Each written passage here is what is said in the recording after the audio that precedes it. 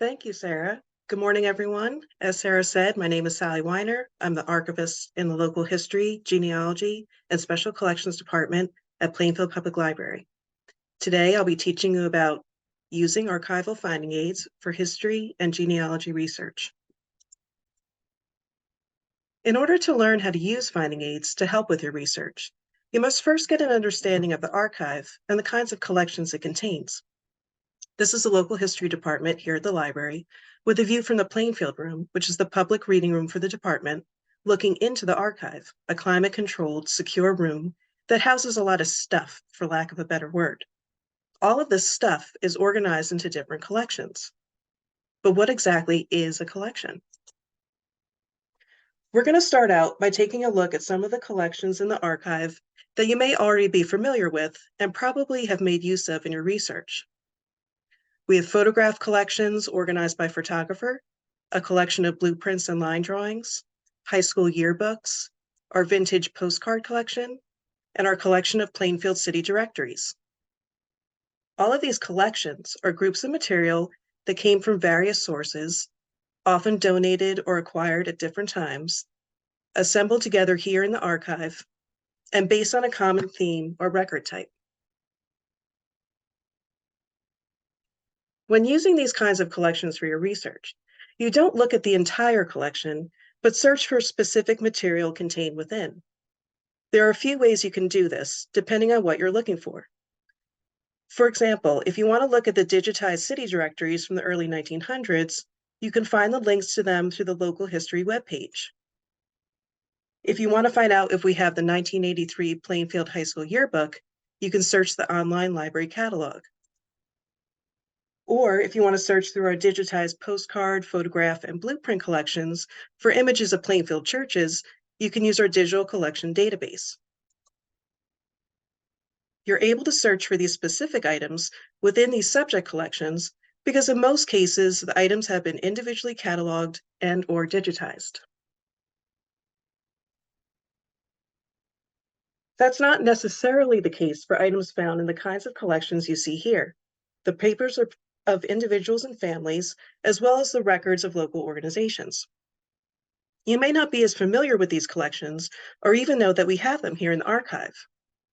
What makes these collections different from the more subject-specific ones I just mentioned is that the materials in them all originated from one source. They were created or collected by one person, family, or organization and kept together as one collection according to that creator. So the papers of an individual or family, like Marjorie Patterson or the Lawrence or Trask families, consist of material accumulated over a lifetime or a specific period of time that relates to that creator personally. Likewise, a business or organization's records, like for the Children of the Rainbow School, the Monday Afternoon Club, or the Plainfield Symphony Society, document the routine activities or day-to-day operations of the entity that created them. These collections can contain multiple record types, such as photographs, letters, and meeting minutes, that exist because of their relationship to the collection's creator.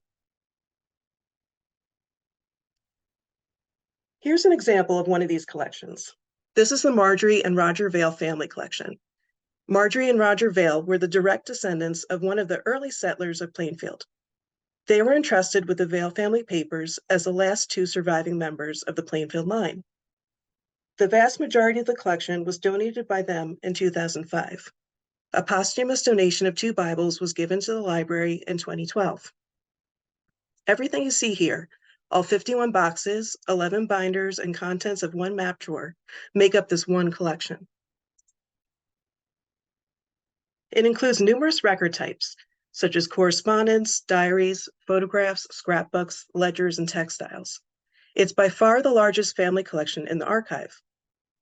So how would you even begin to find any of the material listed here in this collection, or know if it pertains to your research? The only way to really know what's in this kind of collection, and if its contents are relevant to you, is to use a finding aid. But what exactly is a finding aid? Basically, it's a document that describes an archival collection in an organized way. Think of it like a map you can use to navigate your way through a collection, discovering information along the way that will hopefully apply to you and your research.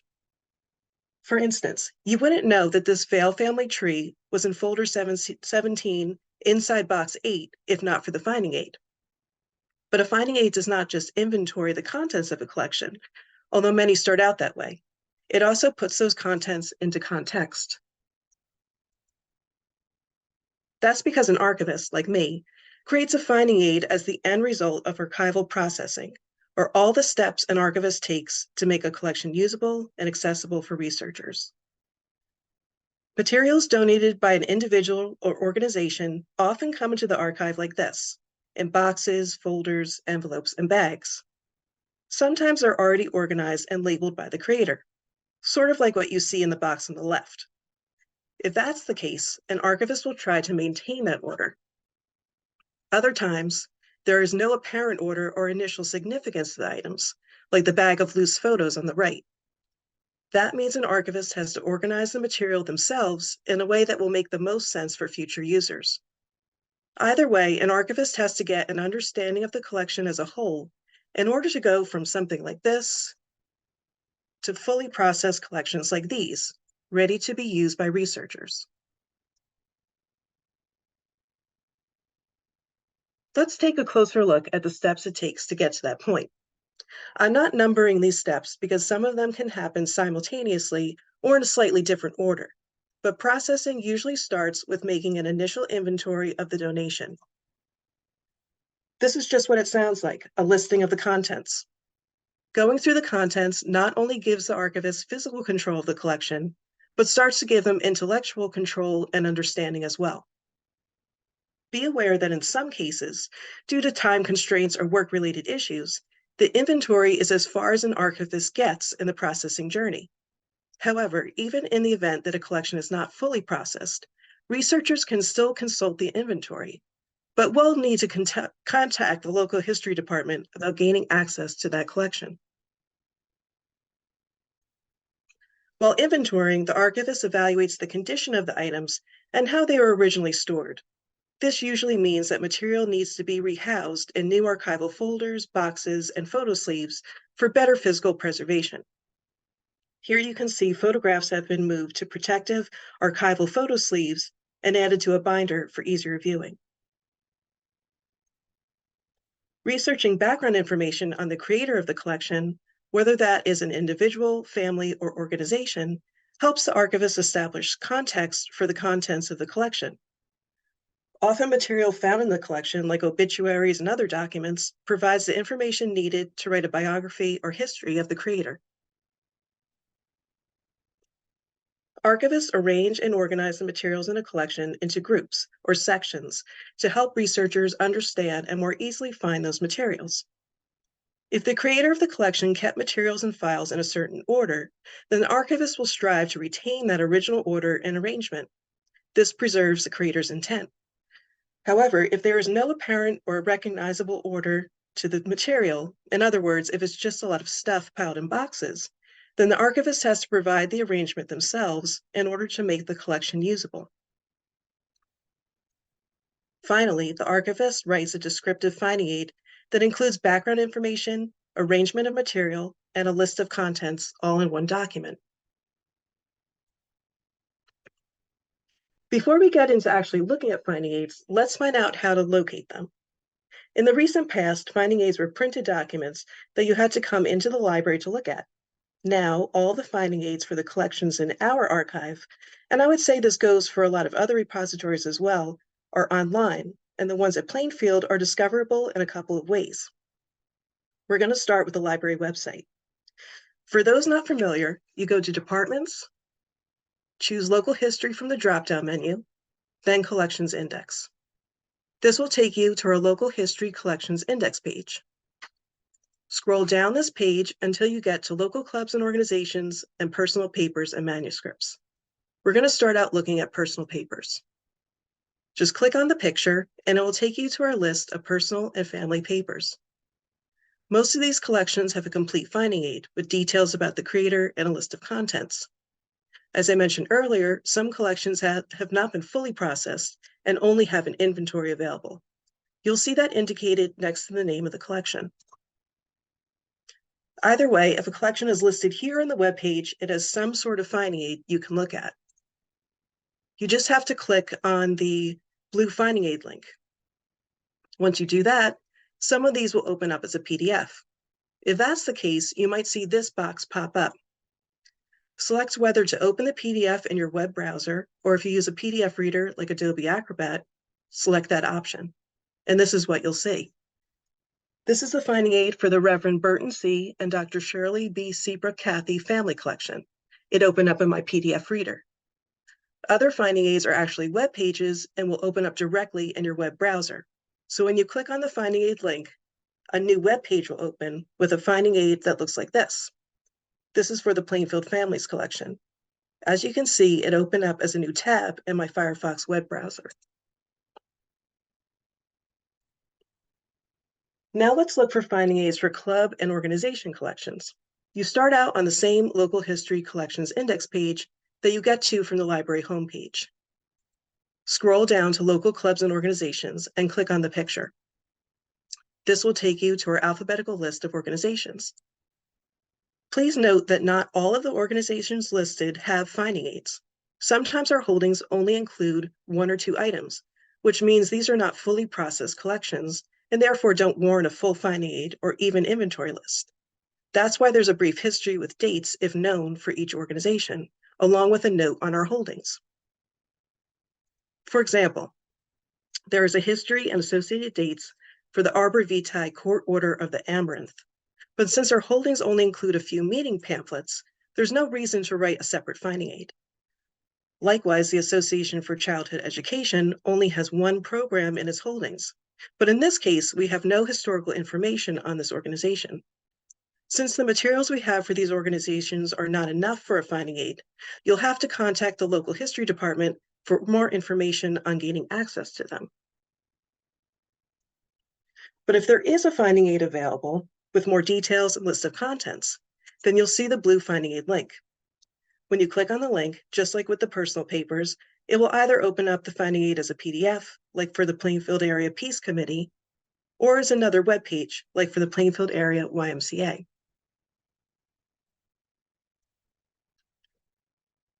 Another way to find collection finding aids is through the library's online catalog, accessible through the library homepage.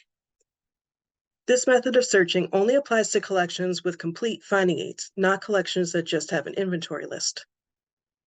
You can enter search terms here. I already typed in Plainfield Garden Club. As you can see, the Plainfield Garden Club records are the first result.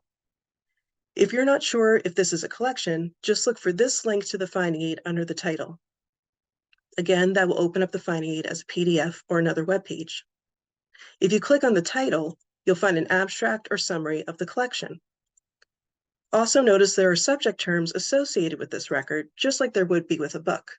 So if you didn't know that we have a collection for the Garden Club, but you wanted to find information about gardening in Plainfield or garden photography, then you would have found this entry and the link to the finding aid because you used those search terms. I just would like to add a quick note here on the donations we receive that are still unprocessed or minimally processed, meaning they only have a basic inventory, and in some cases, we have started rehousing them in archival boxes and folders.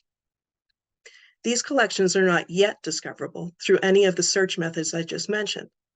This may be because the donation is too new.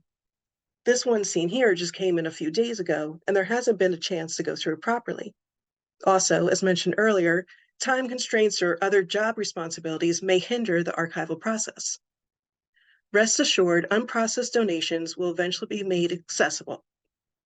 In the meantime, if you're searching for something or someone and not finding anything after looking through the local history web pages or the online library catalog, feel free to contact us to see if we actually do have what you're looking for and how to gain access to it.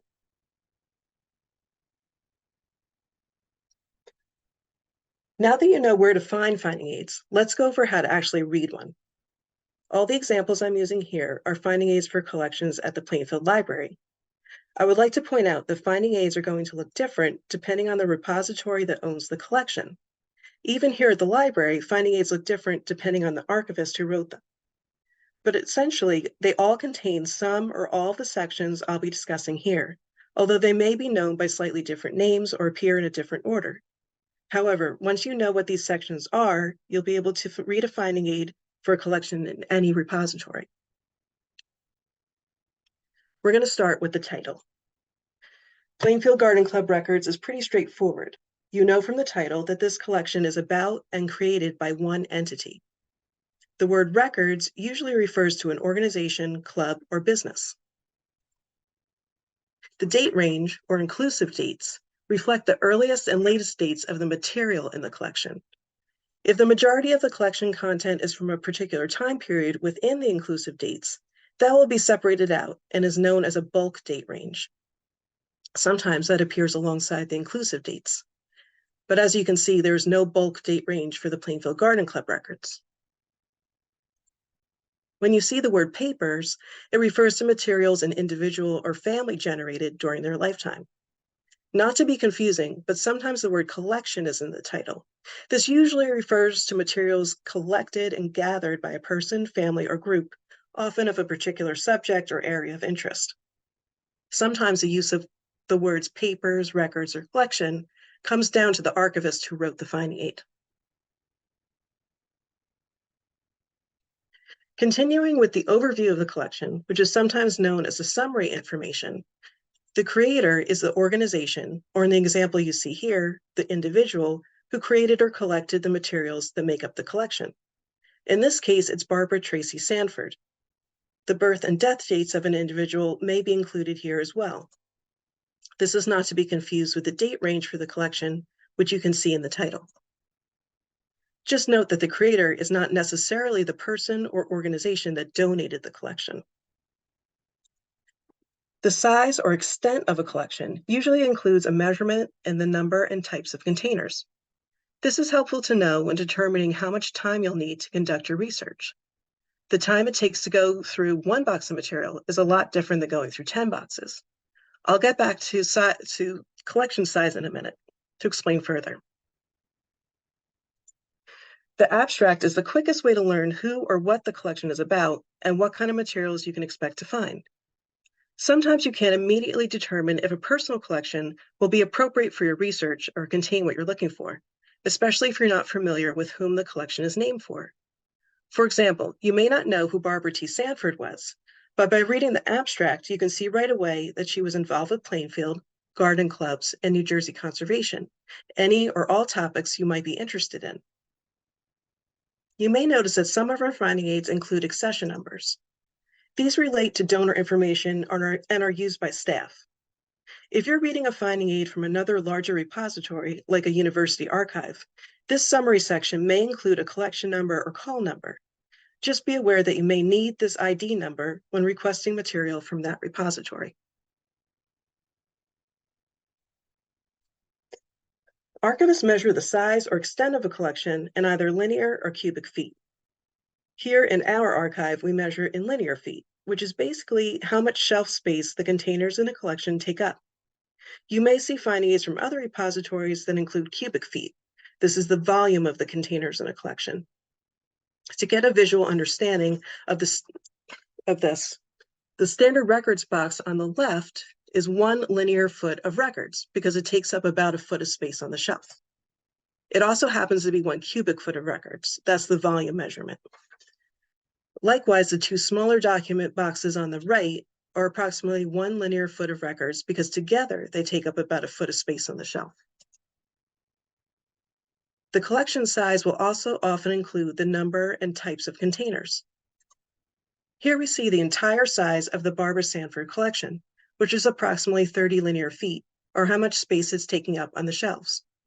And that measurement is made up of 13 boxes of various shapes and sizes, and even a couple of map drawers. Some collection finding aids also list the number of individual items, like photographs, slides, or film reels. Another section you'll come across in the finding aid is the administrative information. This section includes access and restrictions. This is important to look for because here you'll find out if the records are open and available for research, if there's any part of the collection that's not accessible due to privacy issues, for instance, or if there are any materials that are too fragile to view or have been set aside for conservation. Also included in the Restriction note is information and procedures on publication permission and copyright clearance. You need to be aware of this if you're planning to use images and material in a publication, whether in print or online. A few other things you might want to take a look at in this section are the preferred citation. This is how the archive would like you to cite the specific collection material you use as primary sources for your research, if you're writing a paper, for example. The acquisition information lets you know the provenance or origin of the collection, who donated it, and how it made its way to the archive. And finally, processing information gives credit to whoever processed the collection, which includes inventorying materials and writing up the finding aid. Depending on the size of the collection, or if there are any updates or edits, more than one person may be responsible. Another section of the finding aid you definitely want to look at is the background information. Here you'll find a history of an organization or the biography of a person or family. These historical and biographical notes include significant events in the life of the creator and provide context from the materials that make up the collection. The source for the background note often comes from material found in the collection, like clippings or other documents. For instance, the biography of Marjorie Patterson was written based on information found in Box 1, Folder 18. The scope and content note is a more fleshed out version of the abstract that's at the beginning of the finding aid. It's a summary of the contents of the collection and includes types of records like photographs, correspondence, meeting minutes, scrapbooks, etc., date ranges, subjects, and notable highlights. Just as important to the researcher, this note may include what's not covered in the collection. This section is your best bet for determining if the collection is relevant to you and your research. The arrangement section of the finding aid gives you a quick outline of how material in the collection has been grouped together and organized. These groups are called series and are made up of similar material, mainly based on subject, time period, and/or format type. They often reflect the original order or arrangement that was established by the creator of the collection. As I mentioned earlier, archivists strive to maintain that order as long as it exists. Series can be divided even further into subseries, as you can see here with the Garden Club records. To get a better understanding of the concept of series, you can think of them like chapters in a book. So this list you see here is sort of like chapter titles. The description of each series notes the kinds of materials included as well as how they're arranged. For example, Series 1 of the Lawrence family papers is letters. This includes not only handwritten letters, but postcards, calling cards, and typed correspondence that mainly pertain to Dorothea Dix Lawrence and Raina Andrade Lawrence. With this information, you have a better idea if the material in the series is useful to you. Its arrangement and extent, alphabetical by name and in 4 file folders, is helpful to know when estimating how much time you think you'll need to look through this material. Index terms reflect the major topics, people, and places in the collection. They're also used to index the collection in the online library catalog, as I showed you earlier. You may have discovered this collection for the Plainfield Garden Club because you searched for Cedarbrook Park or the Shakespeare Garden, which are some of the subject terms used here. This is a good place to find search terms you may not have thought of before to help you discover additional relevant collections. If you're using a collection for your genealogy research, make sure to check this section for relevant personal names because they may not show up in the biographical note. The reason they're listed here is because they appear somewhere in the collection. Along those same lines, the related items section, if there is one, will give you some additional material to consult, like other archival collections and books, and even outside websites. The related items for the Plainfield Garden Club collection include a vertical file of clippings about Plainfield Gardens that you can view in the library, a link to the club's YouTube channel, and a link to another collection's finding aid. In this case, the other collection is the Barbara T. Sanford papers. The related items for her collection link back to the Garden Club. So whichever collection you initially came to the archive to research, By checking the related items section, you now have additional relevant information to explore. The physical characteristics and technical requirements section lets researchers know what to expect of the materials in a collection and if any special equipment is needed to view it. In most cases, archival collections are made up of paper and sometimes artifacts that don't require any additional technology for access. But sometimes you'll come across items that do need something extra to view them. For example, the Barbara Sanford papers contain lots of slides that haven't been digitized. So the only way to look at them is with a loupe and a light box, which we would provide for you.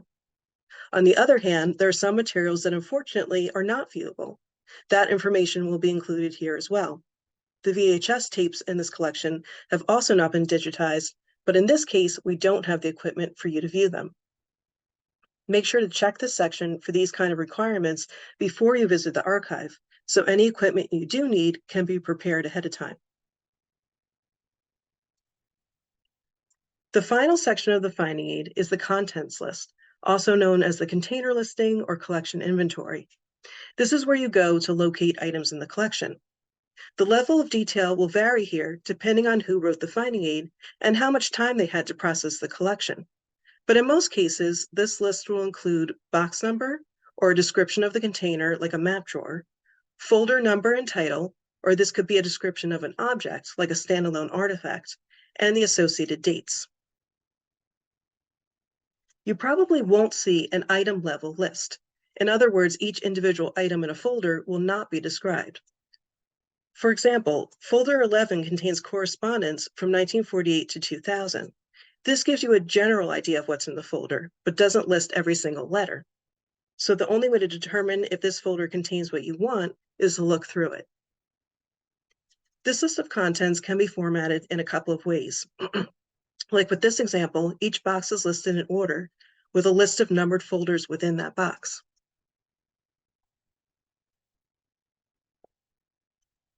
Other finding aids, like the one for the Marjorie Patterson paper seen here, divide the container listing by series. Remember, series are groups of materials arranged together based on similar theme, time period, and/or record type. In order to find out even more about what's in each series and how they're arranged, you would consult the series description section. In this case, you know you're interested in looking at the material in Series 1, Plainfield Area YMCA. So you go to the container listing to find where it's located. This is easier to do with the Marjorie Patterson papers since the listing has been divided into series. Notice that Series 1 in this collection is entirely in Box 1. But in the Barbara T. Sanford papers, which is a larger collection, series are distributed across multiple boxes because that's where they happen to fit. Here you can see that Series 8 can be found in boxes 3, 7, and 8. This is a good illustration of how the organization of material often reflects the content of a collection, not necessarily the physical order of the boxes. But if we go back to the inventory for the Plainfield Garden Club, you'll see that the material is listed in its physical order and not divided by series. So in this case, you have to pay more attention to folder titles to determine if they contain what you're looking for. This difference in how a finding aid looks and is set up is dependent on the archivist who wrote it. Okay, now you know what archival finding aids are, where to locate them, and how to read them. It's time to put that knowledge to use by requesting material you discovered through a finding aid. I'm going to walk you through how to do this by using the Marjorie and Roger Vail family collection as an example. Let's say you want to do research on your New Jersey Quaker ancestors and come across this collection because you searched for Quakers as a subject in the online library catalog. Although you don't think you're directly related to the Vails, you still want to see what's in this collection, since they were a large Quaker family, and you notice that some of the other search terms include New Jersey and Plainfield history. As you know, the only way to determine if this collection is relevant to you is to look at the finding aid. Now, you may be tempted to immediately look at the container listing at the end of the finding aid, but it's always better to go through the other sections first to establish context. The scope and content note is a good place to start. Remember, this is a summary or overview of the contents of the collection and includes types of material, date ranges, topics, and highlights that will help you decide if this is a collection you would like to explore further. The biographical note provides useful background information about Vail family members, especially those associated with the collection. Make sure to also check for additional names of people listed with the index terms. These names were included here because they appear in material found in the collection. Finally, you'll want to see how the collection has been organized and arranged. Although you may want to eventually check out all the series listed here, the genealogy series looks promising for your research, so we'll start there. As you can see from the description, this series is made up of 4 subseries: diplomas, Bibles, genealogy, and wills. If you look further down, it says that the bulk of the series is within the genealogy subseries and includes Marjorie Vail's genealogy research, family trees, and reference materials. This sounds like it might be useful to you. But where can you find this material? The note on arrangement says that this series is located in boxes 4 through 8. So now we go to the container listing to see what's in those boxes. If you scroll down to the list to box 8, you'll see that all the folder titles start with the word genealogy. It seems that there's a good chance you'll find what you're looking for in one of these folders. After identifying the folders you're interested in, based on the additional information in the folder titles and the corresponding dates, you'll want to note the location, in other words, the box and folder number. Let's use this checklist to prepare for your visit to the archive. You've noted all box and folder numbers you would like to look at.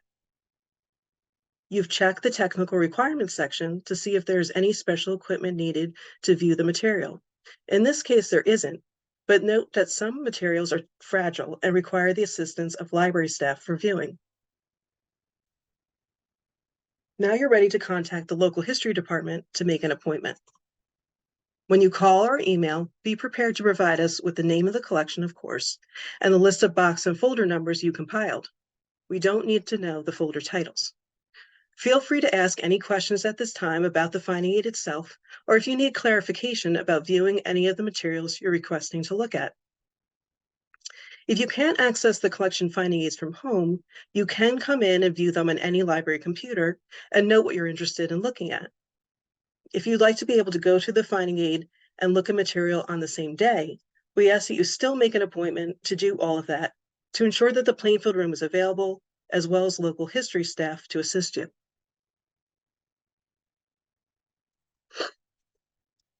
On the day of your appointment, the material you requested will be brought out to you in the Plainfield room. You'll sign the Special Collections Access Form, which includes the following rules and regulations. You may use a laptop or pencil to take notes. We have pencils and paper if needed. The number of boxes or folders we bring out at one time depends on their size and what's inside them, whether they contain fragile items, for instance. Gloves will be provided for looking at photographs and certain artifacts. Clean, dry hands are all that's required to look at paper documents. We have pillows to support delicate books and scrapbooks. In most cases, you may take photos of materials yourself, or we can make photocopies for you. If during your visit you discover additional material you would like to look at, we can bring that out to you as well, as long as it's accessible and time permits.